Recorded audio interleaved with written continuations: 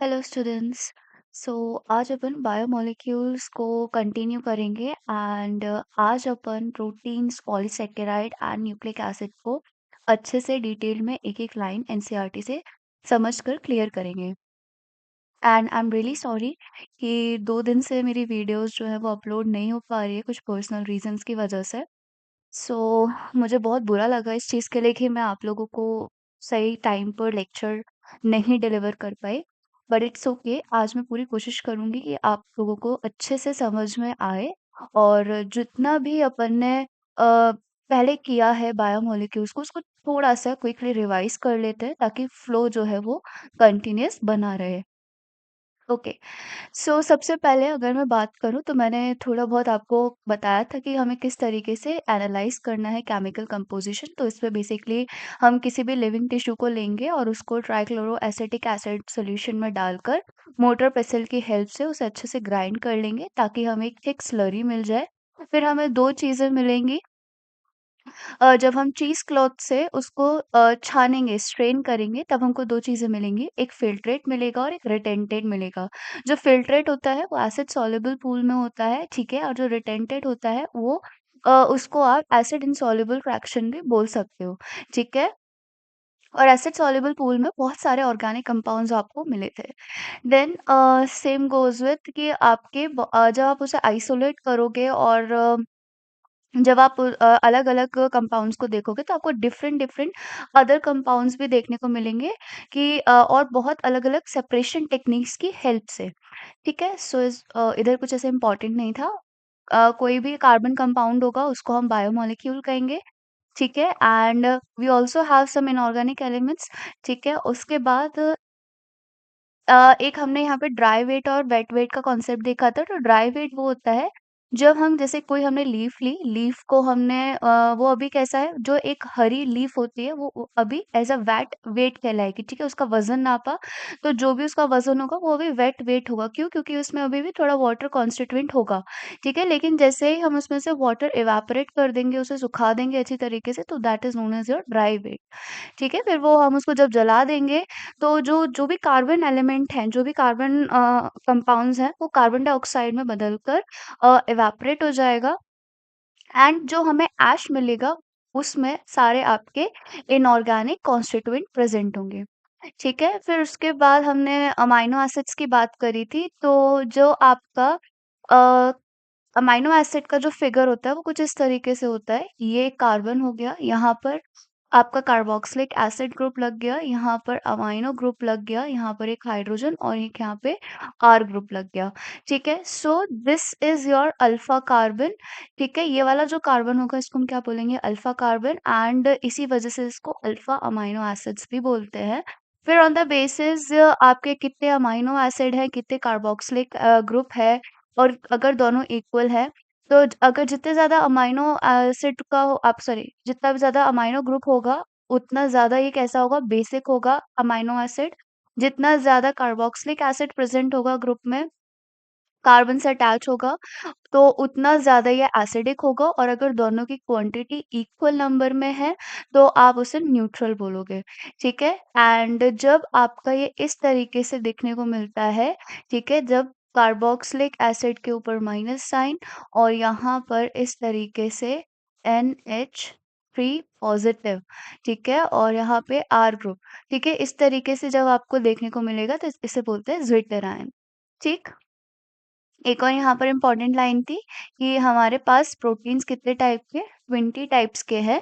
NCERT में 20 दे रखा है, लेकिन जब आप आगे पढ़ोगे बायो मॉलिक्यूल्स जो आपका बायोकेमिस्ट्री जो आपका एक सिलेबस रहेगा, सब्जेक्ट रहेगा आपके फर्स्ट ईयर में मेडिकल की फील्ड में, तो वहाँ पर आप पढ़ोगे कि वहाँ पे 22 टाइप्स ऑफ प्रोटीन्स दे रखे हैं। नाउ ये बात हो गई आपकी उसकी। ओके, सो एसिडिक का एग्जांपल हो गया किसका? Glutamic acid. बेसिक का एग्जांपल हो गया लाइसिन एंड न्यूट्रल का एग्जांपल हो गया वेलिन।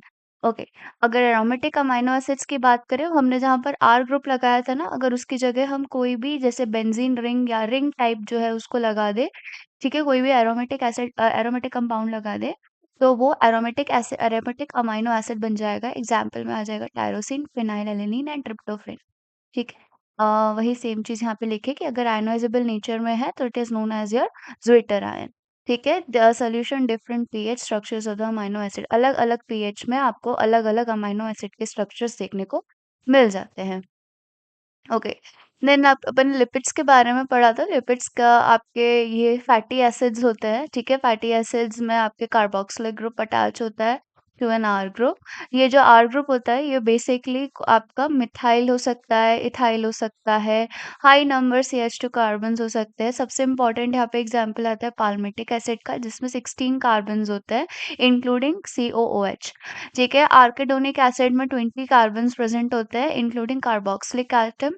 ठीक है? अब आपके फैटी एसिड्स अनसैचुरेटेड और सैचुरेटेड हो सकते हैं, तो ये हम 10th क्लास से पढ़ते आ रहे हैं कि सैचुरेटेड और अनसैचुरेटेड क्या होता है। सैचुरेटेड वो होता है जिसमें डबल बॉन्ड प्रेजेंट नहीं होता, और अनसैचुरेटेड वो होता है जिसमें डबल बॉन्ड प्रेजेंट होता है।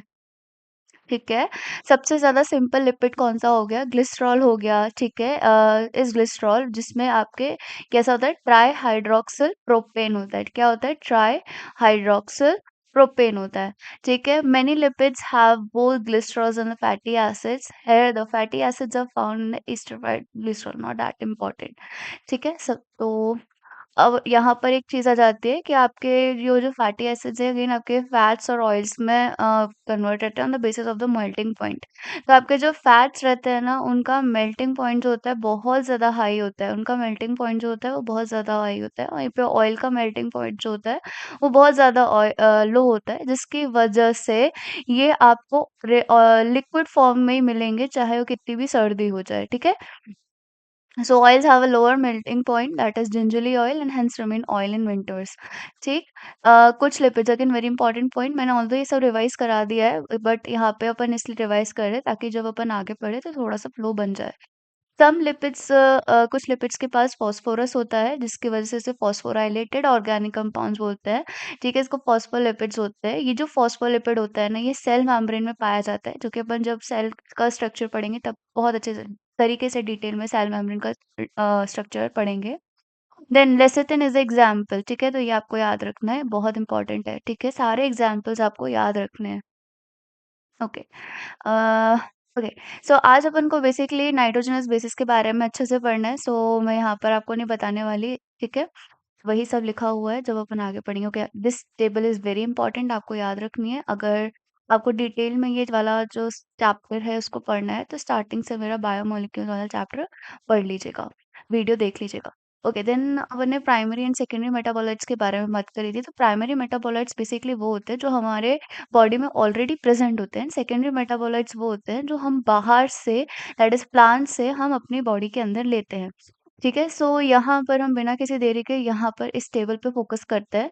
सो दीज आर जो सम सेकेंडरी मेटाबोलाइट्स, जैसे पिगमेंट्स की बात करें तो कैरोटेनॉइड्स, एंथोमाइसिन, अल्कलॉइड्स की बात करें तो मॉर्फिन, कोडेन, टर्पेनॉइड्स की बात करें तो मोनोटार्पिन, के नाम से पता चल रहा है मोनोटार्पिन, डाइटार्पिन।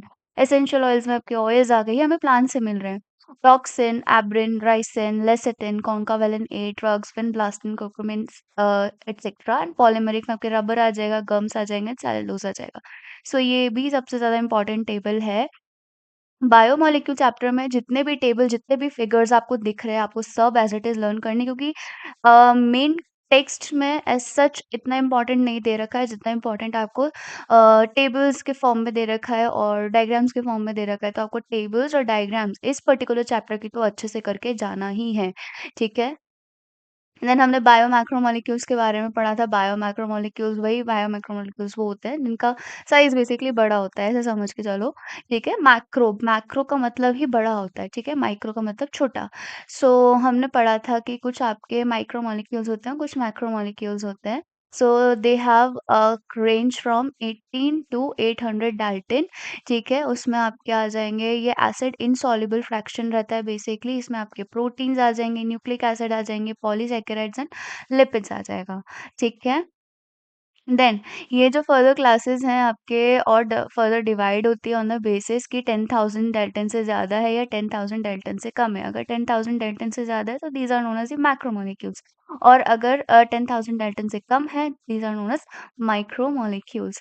सो यहीं पर ये लिखा हुआ है, one those which have molecular weight less than 1000 dalton are usually referred to as micromolecule 1000, okay, not 10,000, 1000 Dalton, or simply biomolecules whose which are found in the acid insoluble fractions are called macromolecules. So I hope ये समझ में आ गया होगा. Okay, so one of the important point it is कि यहाँ पर जो lipids होते हैं ना, ऑल्दो इनका साइज़ जो है या वेट जो है वो 800 डाल्टन से कम होता है, बट स्टिल ये लिपिड्स जो हैं आपके मैक्रोमोलेक्यूल कंसिडर किए जाते हैं। वो इसलिए बच्चों, जब भी कोई सेल टूटती है ना, तो जब भी वो डिस्ट्रक्शन होता है तो सेल मेम्ब्रेन में जो लिपिड होता है वो वेसिकल का फॉर्मेशन करता है, ठीक है। वो अपने आप को एक वेसिकल के अंदर बंद कर लेता है, जिसकी वजह से वो छन के उस पानी में नहीं आ सकता जिसमें बाकी के उसके साथीदार होते हैं। तो ये उसी रिटेंटेट में रह जाता है, सॉरी, ठीक है, किसमें, रिटेंटेट में रह जाता है। एंड रिटेंटेट के जितना भी आपके कॉन्स्टिट्यूएंट होते हैं वो सारे मैक्रोमोलिक्यूल होते हैं। So for that particular reason आपके ये भले ही 800 डाल्टन से कम हो इसका साइज़, बट ये माइक्रोमोलेक्युलर फ्रैक्शन में कंसिडर किया जाता है, ठीक है? तो बहुत इम्पोर्टेंट है, कई बार पूछा जा चुका है ये। Okay, fine.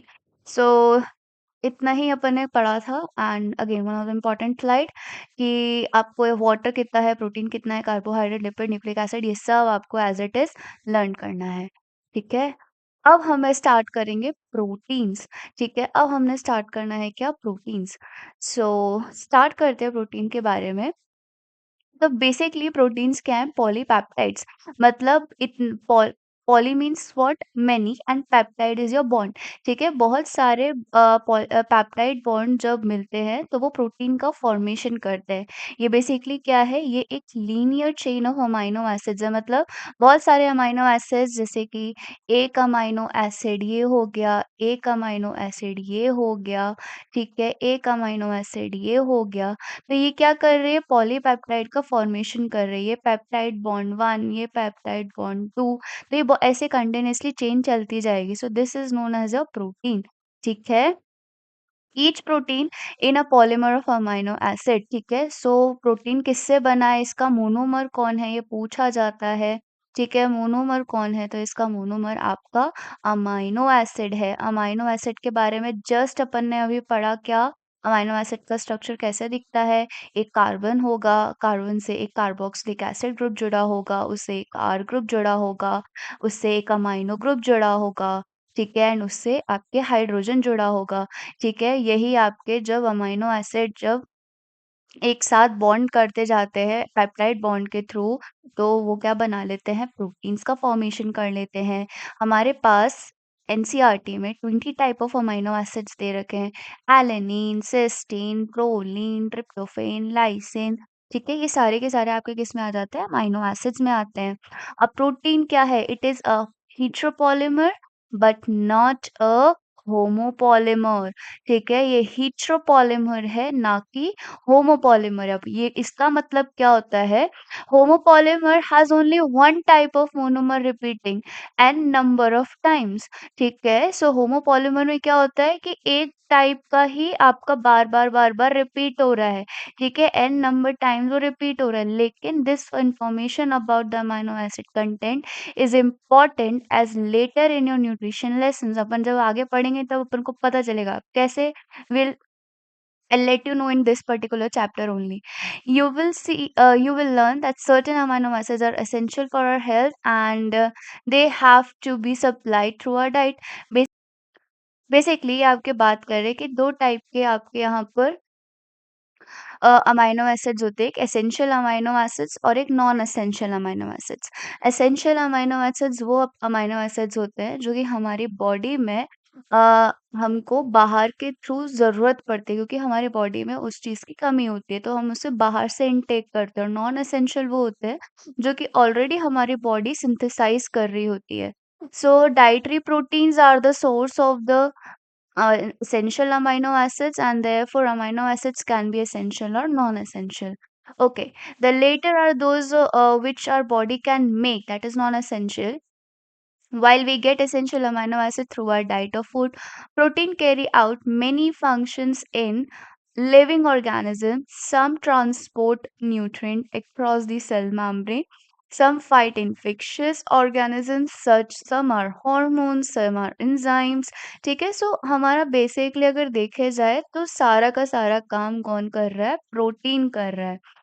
Collagen is the most abundant protein, one of the most important line of this chapter.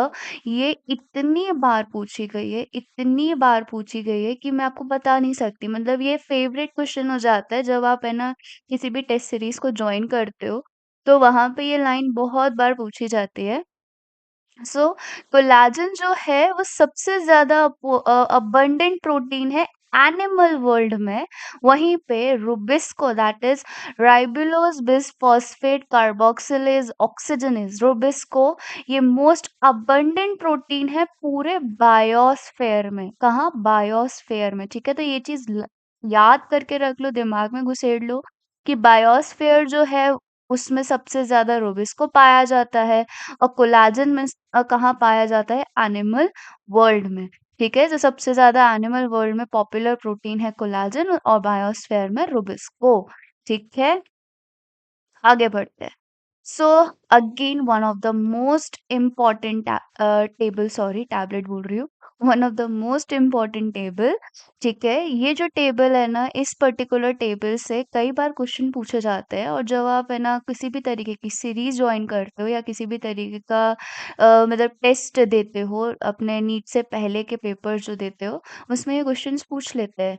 तो कोलाजन का बेसिकली क्या काम होता है? ये इंटरसेलुलर ग्राउंड सब्सटेंस का फॉर्मेशन करता है. ठीक है, एंड ट्रिप्सिन एंजाइम है. ठीक है, इंसुलिन हार्मोन है. ठीक है, antibody, it fights infectious agent.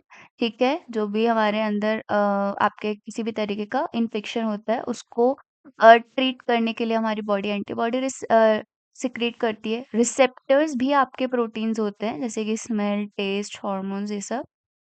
Again ये वाला जो क्वेश्चन है ग्लट फोर का या ग्लूट फोर का, ये मतलब टेबल में से भी सबसे ज्यादा पूछे जाने वाला सवाल है. So it enables the glucose transport into the cell. ये क्या करता है? ये जो भी ग्लूकोज है ना, उसको सेल में ट्रांसपोर्ट करने के लिए हेल्प करता है. ठीक है, सो ये चीज आपको याद रखनी है. Okay, so moving on towards the next topic, that is the polysaccharide. Yes, यहाँ आ गया, कोई बात नहीं.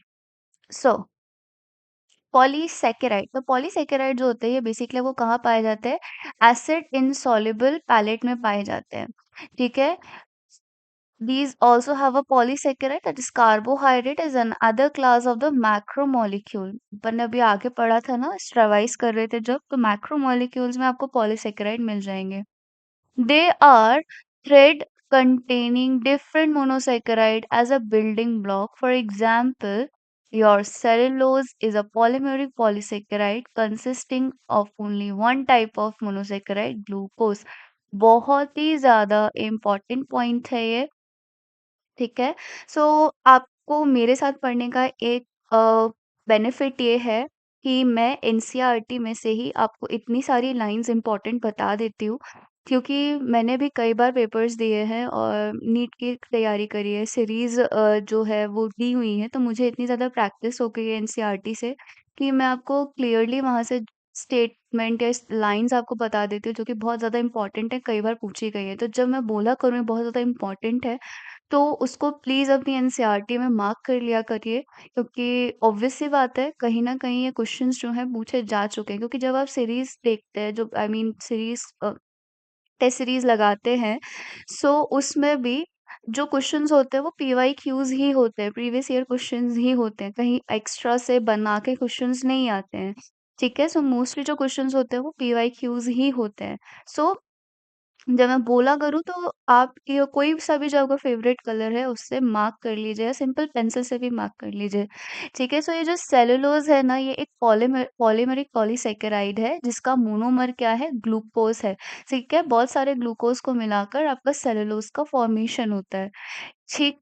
नाउ सेलुलोज क्या है? एक होमोपॉलीमर है। ये क्वेश्चन भी बहुत बार पूछा जा चुका है कि व्हाट इज सेलुलोज, ठीक है, या इसको इनकरेक्ट या करेक्ट स्टेटमेंट में भी पूछा जा चुका है, ठीक है, तो ये चीज याद रखना। अब वहीं पे स्टार्च की अपन बात करते हैं जो कि प्लांट सिंथेसाइज करता है, is a variant of this but present as a store house of energy in a plant tissue. So basically starch जो है ना, स्टार्च का ऐसा है कि ये भी ग्लूकोज से ही बनता है। ये इसका भी मोनोमर यूनिट ग्लूकोज ही होता है। जैसे कि हमारी बॉडी में सेलुलोज होता है, ऐसे इनके में सॉरी हमारी बॉडी में ग्लाइकोजन होता है और एनिमल्स में सॉरी प्लांट्स में स्टार्च होता है, ठीक है। सो ये अनदर फॉर्म है आपके ग्लूकोज को स्टोर करने का, ठीक। So starch is a variant of the energy storing product and it is stored in the plant. वहीं पर अगर अपन एनिमल की बात करें, सो ये भी आपका ग्लाइकोजन को स्टोर करता है, ठीक है। इसी का ही वेरिएंट है। Insulin is a polymer of a fructose, one of the important line. Insulin किसका आपका पॉलीमर है? फ्रक्टोज का। मतलब बहुत सारे फ्रक्टोज मिलकर इंसुलिन का फॉर्मेशन करेंगे, तो बहुत ज्यादा इंपॉर्टेंट है ये, ठीक है। तो पॉलीसेकेराइड में से कई बार क्वेश्चंस पूछे जा चुके हैं। Okay. So in a polysaccharide chain, say glycogen, the right end is called reducing end and the left end is called non-reducing end. बहुत ज़्यादा important है ये, ठीक है। ये भी अगेन आपका इनकरेक्ट और करेक्ट स्टेटमेंट में पूछ लेते हैं। सो जब आपका पॉलीसेकेराइड चेन की बात करें तो उसका जो राइट हैंड साइड होगा, ठीक है, वो कौन सा होगा? रिड्यूसिंग एंड होगा। वहीं पे अगर जो आपका लेफ्ट एंड होगा वो क्या होगा? नॉन रिड्यूसिंग एंड होगा। It is a branches which is shown in the cartoon. अगर आप एनसीईआरटी का डायग्राम देखोगे यहाँ पर, तो यहाँ पे ये ब्रांचेस जो दिख रही है, ठीक है, ये कार्टून ही है basically.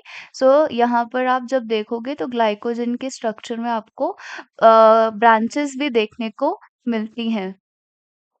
Starch forms a helical secondary structure. Starch again जब आप उसको देखोगे तो वो एक सेकेंडरी स्ट्रक्चर का फॉर्मेशन करेगा जो कि I2 होल्ड कर सकता है। Very important point, again very important point, ठीक है, बहुत ज्यादा इंपॉर्टेंट पॉइंट है ये, क्योंकि ये भी कई बार पूछ लेते हैं कि why starch hold I2। So due to its helical secondary structure it holds I2 and it gives blue colour, ठीक है। सो जब भी हम वो एक्सपेरिमेंट करते हैं ना स्टार्च का, जब भी हमारे स्टार्च के प्रेजेंस होने या एब्सेंस होने का जब हम एक्सपेरिमेंट करते हैं, तो उसमें तुम लोग आयोडीन का यूज करते हो, ठीक है। बचपन में ये चीज तुम लोगों ने पढ़ी होगी।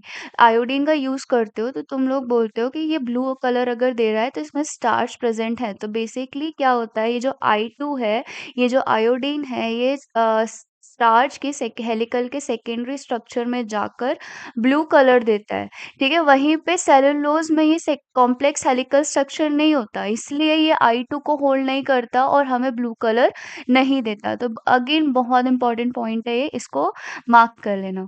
Plant cell walls are made up of cellulose, ठीक है। Paper made from the plant pulp and cotton fibre is cellulosic. इसलिए इतना इंपॉर्टेंट नहीं है।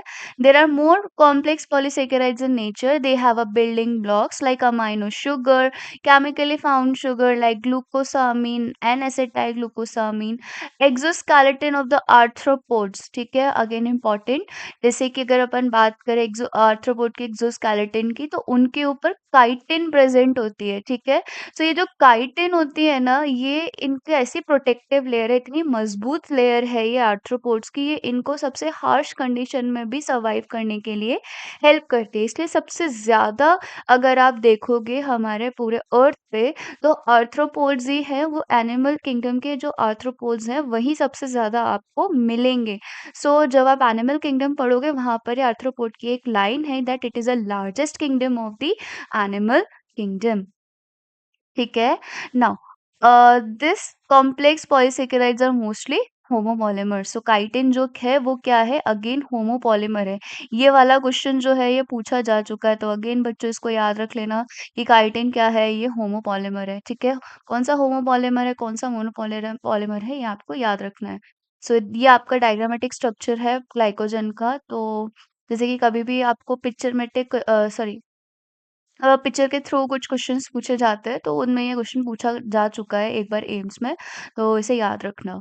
ठीक है? नाउ सबसे इम्पोर्टेंट आता है अब न्यूक्लिक एसिड। न्यूक्लिक एसिड आप यहाँ भी पढ़ोगे, आप जब जेनेटिक्स का चैप्टर पढ़ोगे तो वहाँ पर भी इस चीज़ को अपन रिपीट करेंगे। ठीक है? सो अगर मैं न्यूक्लिक एसिड की बात करूँ तो हमारे न्यूक्लिक एसिड जो होते हैं वो 2 होते हैं। कौन से? एक डीऑक्सीराइबो न्यूक्लिक एसिड और एक राइबोस न्यूक्लिक एसिड। यहाँ पे जो अंतर आ रहा है वो शुगर का अंतर आ रहा है। ठीक है? इन दोनों में ही शुगर जो है वो डिफर करती है। क्या करती है? डिफर करती है। ठीक है? एंड ऑल्सो आरएनए में एक जो नाइट्रोजनस बेस है वो अलग होता है, जिसका नाम क्या है? यूरासिल। ठीक है? ये यूरासिल जो है डीएनए में नहीं पाया जाता। सो ये अगेन एक मैक्रोमोलेक्यूल है, ठीक है, that one would find in the acid insoluble fraction. ये याद रखना कि किस में पाया जाता है, तो it is found in acid insoluble fraction of any living tissue of the nucleic acid. Now these are the polynucleotide. इन्हें पॉलीन्यूक्लियोटाइड इसलिए बोल रहे हैं क्योंकि बहुत सारे न्यूक्लियोटाइड मिलकर आपके न्यूक्लिक एसिड का फॉर्मेशन करते हैं। अब न्यूक्लियोटाइड क्या होता है? जो न्यूक्लियोटाइड होता है ना वो basically nitrogenous base plus your sugar plus phosphate group से मिलके बनता है। एंड वहीं पे अगर मैं नाइट्रोजनस बेस और शुगर की बात करूँ तो ये न्यूक्लियोसाइड का फॉर्मेशन करते हैं। जब बहुत सारे न्यूक्लियोटाइड आपस में जुड़ते हैं, so they form a nucleic acid. Together with the polysaccharide and polypeptide, these comprises the true macromolecular formation of any living tissue or cell. So यहाँ पे क्या लिखा है? Polysaccharide and polypeptide. So basically आपके या न्यूक्लियोटाइड की मैं बात करूँ तो यहाँ पे आपको एक शुगर मिल जाएगा और एक नाइट्रोजनस बेस मिल जाएगा। ठीक है? सो यहाँ पर जब शुगर आपस में जुड़ेंगे, बहुत सारे आपको यहाँ पर शुगर जो है वो जुड़ते हुए दिखेंगे, तो यहाँ आप क्या बोलोगे? पॉलीसैकेराइड्स। ठीक है? वहीं पे आप यहाँ पे नाइट्रोजनस बेस को जब जुड़ते हुए देखोगे, सो दीज आर पॉलीपेप्टाइड्स। अब हमारे इस पर्टिकुलर न्यूक्लिक एसिड में आपको बहुत सारे पॉलीपेप्टाइड और पॉली सैकेराइड मिल जाएंगे। For nucleic acid, the building blocks is a nucleotide. As I have said, a nucleotide has three chemically distinct components. ठीक है, वो हो गए आपके कौन कौन से? Nitrogenous base, sugar and phosphate group. One is a heterocyclic compound, the second is a monosaccharide, and the third is a phosphoric acid or phosphate. सो अगर मैं हीट्रोसाइक्लिक कंपाउंड और दूसरी क्या है? Second is a monosaccharide. Monosaccharide मतलब ये होगी कि इसकी बात कर रहे हैं शुगर की, और वहीं पे हीट्रोसाइक्लिक कंपाउंड की बात हो रही है, तो ये बात कर रहे हैं नाइट्रोजनस बेस की। हीट्रोसाइक्लिक क्यों? क्योंकि जब आप स्ट्रक्चर देखोगे तो उसमें एन होगा और फिर जाके आपके कार्बन मॉलिक्यूल्स होंगे, सॉरी एटम्स होंगे। Now, heterocyclic compound is a nucleic acid or the nitrogenous base, as I have said, named adenine, guanine, uracil, cytosine and thymine. So ये हमारे नाइट्रोजनस बेसिस का नाम हो गया adenine, guanine, uracil, cytosine and thymine. अब इसमें से adenine और गुआनिन जो है ये आपके कैसे होते हैं? ये आपके डबल रिंग स्ट्रक्चर होते हैं। ठीक है? डबल रिंग स्ट्रक्चर होते हैं। वहीं पे यूरासिल, साइटोसिन और थाइमिन जो है वो आपके सिंगल रिंग स्ट्रक्चर होंगे। ठीक है? सिंगल रिंग स्ट्रक्चर होंगे। डबल रिंग स्ट्रक्चर वाले जो हो गए वो आपके क्या हो गए? प्यूरिन। ठीक है? प्यूरिन। और वहीं पे आपके सिंगल रिंग स्ट्रक्चर वाले कौन से हो गए? pyrimidine। ठीक। Now, the skeletal heterocyclic ring is called as purine and pyrimidine respectively. Now, the sugar found in the polynucleotide is either ribose or 2-deoxyribose, as I have said. A nucleic acid containing deoxyribose is called deoxyribonucleic acid, and while that contains ribose is called ribonucleic acid, that is your RNA. अब आ जाता है आपका structure of the protein. उससे पहले अपन को ये पढ़ना है क्या? दिस ना, अगर मैं बात करूँ डीएनए की, सो यहाँ पर प्यूरिन बेसिस की बात करें, सो एडेनिन हो गया and this is your guanine. ठीक है? सो एडेनिन और ग्वानिन मैंने क्या प्यूरिन बताया था कि डबल मेम्ब्रेन स्ट्रक्चर है। क्या है? Double membrane structure, sorry double ring structure है। क्या? डबल रिंग स्ट्रक्चर है। सो यहाँ पे अगर आप देखोगे तो ये हीट्रोसाइक्लिक मैंने बोला था कैसे? क्योंकि यहाँ पे नाइट्रोजन एटम ऐड हो रहा है बीच रिंग में, सेम गोज है। ठीक है? सो आपको इसका फिगर एज इट इज याद रखना है। ठीक है, वहीं पे अपन अगर पिरामिडिन की बात करें तो पिरामिडिन जो होता है वो सिंगल रिंग स्ट्रक्चर होता है। ठीक है, और यूरासिल में आपको क्या देखने को मिलेगा, ये इस तरीके से होगा। और यहाँ पर अगर आप थाइमीन देखोगे, सो बेसिकली थाइमीन जो होता है ये आपका मिथाइलेटेड यूरासिल होता है। ठीक है, सो आप इसको मिथाइलेटेड यूरासिल भी बोलते हैं, क्योंकि इसके यहाँ इस वाले कार्बन पे अगर आप देखोगे तो यहाँ हाइड्रोजन को हटा के हमने मिथाइल ऐड कर दिया है। ठीक है, बस इतना सा काम किया है। So this is your what, purine and pyrimidine। Okay, अगर अपन यहाँ पे न्यूक्लिक एसिड की बात का सॉरी बेस की बात करें तो ये आपका नॉर्मल बेस हो गया। अब जब आपका जो ऑक्सीजन सॉरी जो आपका शुगर होता है, ठीक है, जो आपका शुगर होता है उसके कार्बन से जब आपका नाइट्रोजनस बेस ऐड हो जाए, so this is known as your nucleic acid. वहीं पे अगर यहाँ पर फॉस्फेट ग्रुप ऐड हो जाए, so this is known as your nucleotide. ठीक है, सो आई होप ये चीज तुमको समझ में क्लियरली आ गई होगी।